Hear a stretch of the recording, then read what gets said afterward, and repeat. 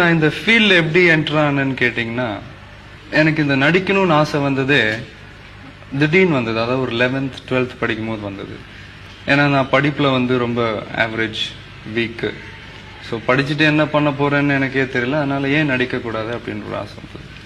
அப்போ என்னோட 12th முடிச்சுட்டு என்னோட ஃபர்ஸ்ட் இயர் டைம்ல எங்க அம்மா அப்பா கிட்ட நான் சொன்னேன், இந்த மாதிரி நான் நடிக்கணும்ப்பா. அவங்க 2 பேருக்கும் இஷ்டம் இல்லை.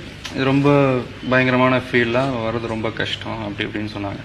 நான் ரொம்ப பிடிவாதமாக இருந்தேன் நடிக்கணும் அப்படின்ட்டு. எங்கள் அப்பா சொன்னார், நீ எங்களுக்கு ரொம்ப செல்ல பிள்ளடா, ரொம்ப இதுவாக வளர்த்துட்டோம், நீ ரொம்ப கஷ்டப்படணும், வெயிலையும் மழையிலையும் கஷ்டப்படணும், உன்னால் அதெல்லாம் முடியாது.